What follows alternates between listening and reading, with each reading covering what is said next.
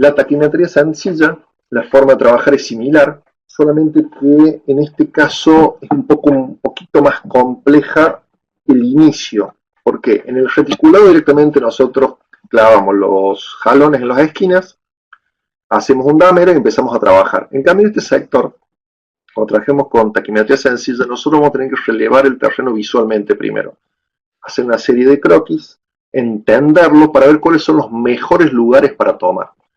Pero vamos a explicar un poquito por paso. Como siempre, en taquimetría yo voy a tener que fijar el nivel de anteojos, esa va a ser una estación, voy a tener que tomar una primera lectura hacia un punto con cota conocida, teniendo esa cota conocida y teniendo la altura del punto de la altura instrumental, restándole las lecturas que tomo en 1 y en 2, voy a obtener la altura. El otro dato que yo puedo sacar desde el nivel de anteojos es la distancia. La distancia yo lo voy a poder obtener, y como dije recién, con una precisión del decímetro. Esa precisión del decímetro es porque yo voy a estimar la lectura, o sea, yo voy a estimar el milímetro.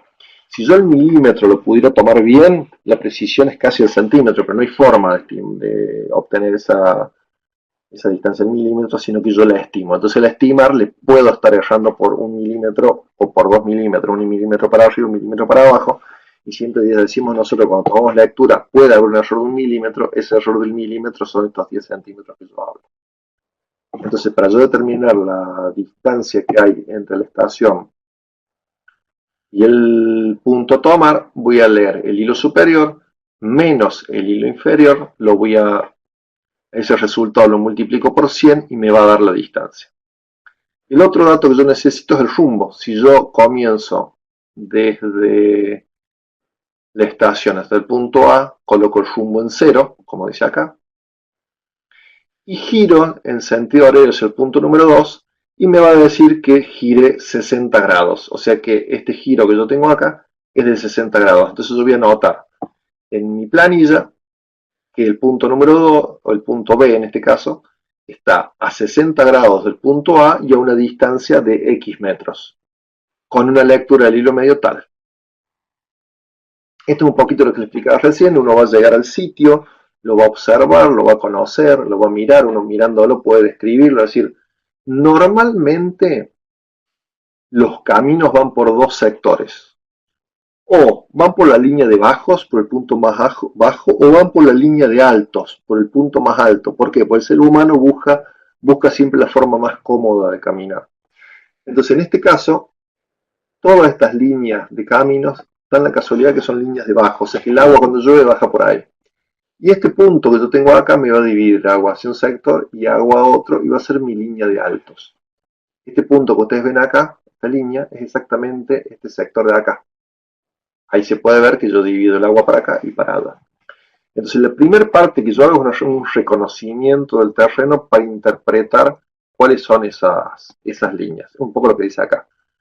Un reconocimiento del terreno, un croquis de la superficie, establecer estaciones. Estaciones son la cantidad de veces que voy a hacer el cambio de nivel, y levantar los puntos elegidos. Esto que está acá lo puse a propósito para empezar a interpretar planos. Acá tengo una línea principal que dice 1400 y acá tengo otra línea principal que dice 2400. Acá está lo que explicábamos hace un rato. Si yo tengo curvas muy pronunciadas, muy juntas, significa que hay una caída abrupta. Y si tengo curvas separadas, significa que es más plano. Entonces una de las formas, lo bueno de la interpretación es eso. Es decir, yo agarro este plano y puedo leer que si yo veo la forma que tengo una gran caída, esto se aplana y vuelvo a subir. En este otro sector tengo un pequeño arroyo que se junta en un lago y cuando rebalsa va a ser parte de un afluente de este otro río que está acá. Entonces lo interesante de ver esto es, tengo la latitud y la longitud donde están ubicados, o sea que este punto tiene una latitud de tantos grados y una longitud de tantos otros. Yo acá puedo interpretar, sabiendo que este punto es más alto y este punto es más bajo, yo puedo interpretar que esta es la cima, una montaña, y si llueve, el agua va a caer por este sector, va a caer por este sector, y esto es una ladera, y esta es otra ladera, o sea que puedo ir viendo la topografía desde arriba e interpretando los cambios que hay acá también. Entonces, si yo tiro agua acá, el agua va a venir en este sentido y va a llegar hasta ahí. Si la tiro ahí, el agua va a venir en este sentido y se va a ir para allá. Entonces, yo puedo interpretar los planos y en base a esa interpretación de planos, yo puedo llegar a desarrollar algún proyecto interesante. Acá en un plano mucho más simple, en planta y en elevación, estoy mostrando que este es un plano con curvas de nivel cada 10 metros en planta y después en 3 dimensiones cómo sería la forma a ver. Estas líneas que ustedes ven acá es un poco la proyección de los cortes que uno va haciendo horizontalmente para determinar la altura de los puntos. Entonces esta curva de 10 metros es esta curva que viene acá, va a ser un proceso así y va a volver ahí. Esta es de 20 y de 30, esta es la de 10, la de 20 y la de 30. O sea que en 3 dimensiones puedo demostrar lo que he visto en 2 dimensiones. Y acá también. A ver otro ejemplo.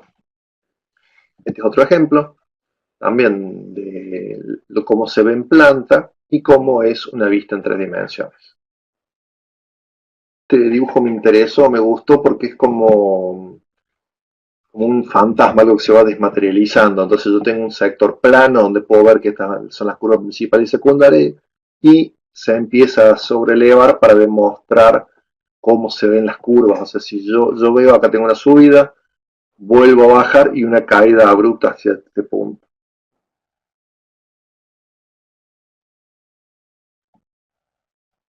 A ver, Rocío está haciendo la pregunta, un segundito.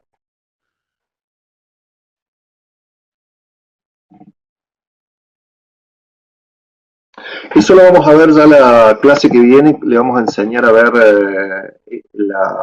a leer las curvas a nivel. Principalmente una de las formas de ver es leyendo, así voy para atrás. Ustedes tienen que aprender a leer esto. Si yo veo que yo voy 1100, 1200, 1300, 1500, veo que voy subiendo, entonces va a dar una forma en este sentido. Pero si yo ahí en ese punto, yo llego a 1300, 1400, le pongo 1300 de nuevo, eso significó que eso, hubo un hundimiento, como si fuera un volcán. Lo mismo vamos a trabajar después realizando perfiles y cortes para entender esas cosas. Un poco este dibujo era para eso. Yo acá tengo materializadas las curvas a nivel, ustedes las van viendo ahí. Tengo una depresión, vuelvo a subir, vuelvo a bajar. Y acá tengo un perfil de cómo es ese sector. O sea, con las curvas de nivel yo puedo generar este perfil. Entonces, para yo poder desarrollar este proyecto de puente, escalera, rampa y pileta, y necesito conocer la forma del terreno y cómo voy a ir desarrollando. O sea, cómo voy a ir agregando esas cosas. Entonces, si yo sé la altura de este punto y sé la altura de ese punto, puedo generar una rampa si la pendiente es adecuada o una escalera, de acuerdo a la pendiente que sea. Y después unir este punto con este punto que tiene igual altura para generar un puente.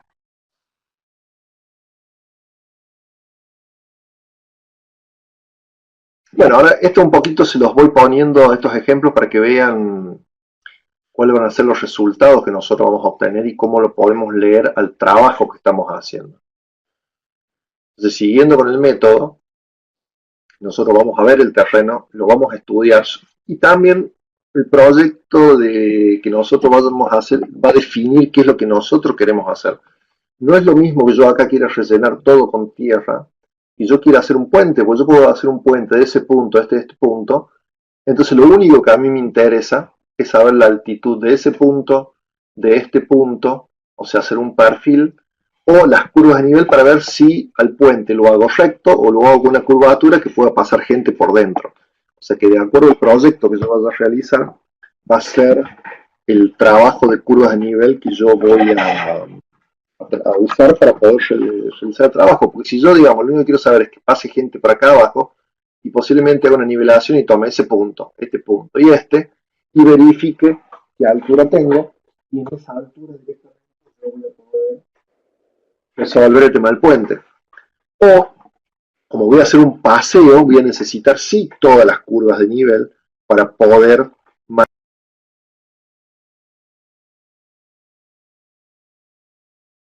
materializar ese paseo en el lugar.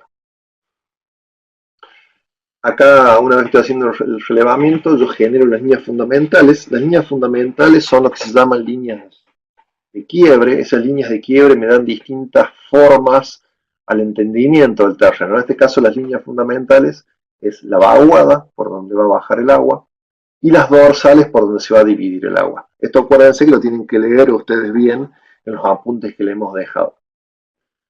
Entonces yo sé que por la parte celeste va a pasar el agua y por estos puntos marrones me va a dividir el agua. O sea que si yo tiro agua acá, va a ir hacia este sector o va a ir hacia este. De acá también va a bajar el agua para allá o va a bajar por acá. Entonces yo de esta forma puedo generar mis pequeños croquis. Entonces materializo por dónde baja el agua, cuáles son las líneas de quiebre y puedo entender rápidamente el lugar a trabajar. Entonces, en el mismo lugar, una vez que yo materialice los puntos principales, voy a hacer un esquema aproximado de cómo van a ser las curvas de nivel para yo interpretarlo después a futuro. Muchas veces uno hace un trabajo y no automáticamente empieza con el proyecto. Por ahí pueden pasar 4 o 5 meses o 2 meses y uno no se acuerda, entonces vuelve al plano y de esa forma lo entiende y puede seguir proyectando. La otra cosa importante es la ubicación de las estaciones.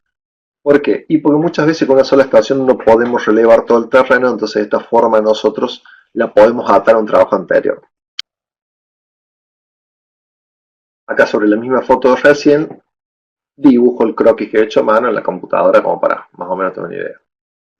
Y bueno, acá un poquito lo que les expliqué recién de lo que era taquimetría sencilla. La taquimetría sencilla yo genero un punto donde voy a tener la ubicación de la estación, voy a determinar la distancia con el corte de mira, y el rumbo lo voy a terminar con el limbo que tiene el nivel de anteojos. Entonces, yo sabiendo la distancia, sabiendo el rumbo, sabiendo la altura de la estación y tomando la lectura, voy a obtener la cota de este punto en el lugar en que yo voy a estar trabajando. Esto de lo que les explicaba recién, cómo obtener la distancia estadimétrica con el corte de mira, y es, yo acá sé que en este punto tengo 1,40 m, 1,41 m, 42, 43, 44 y estimo 7 milímetros, o sea que tengo 1,44, 7. Y le voy a restar la lectura en el línea inferior que va a ser 1,1, 2, 3, 5. Entonces la lectura que tuve en este punto menos la lectura que tuve acá, la resto, la multiplico por 100 y voy a obtener la distancia que hay entre la estación y el punto donde está apoyada la mira. Entonces de esa forma rápidamente con una precisión del decímetro yo puedo obtener la distancia. Esto que está acá es un poco la fórmula, el despeje de cómo llego a determinar la distancia de multiplicando el corte de miro por 100 de obtener el valor. Y es un tema que viene de una cuestión técnica del uso de los prismas y de refracción de la luz en una superficie donde la imagen se invierte y obtenemos esta distancia AB es exactamente igual a esta AB dentro de la parte óptica que lo vea. Ya hoy todos los instrumentos vienen con este coeficiente 100 para determinar la distancia. Antes ese coeficiente no era 100, dependía del equipo donde trabajar. Esto también se lo paso rápido, pues lo van a ver después en otra parte. Este es uno de los equipos que nosotros tenemos, donde este es el limbo horizontal, donde nosotros vamos a ver el valor angular. En este caso, fíjense que es un transportador y está al revés de lo que nosotros conocemos, por lo que le dije recién que nosotros tomamos ángulos positivos y en sentido horario. Entonces, mi lectura angular de este punto en particular es, yo empecé con un punto 0, giré 40 grados, 41, 42, 43, 44 y medio, podemos decir. 44 grados y medio o 44 grados 75 es girado desde el punto 0 y ese es el dato que nosotros vamos a agregar. Como será acá en esta planilla, figura que empecé en un punto 0, giré 12 grados con 15 minutos y 17 grados con 30 minutos.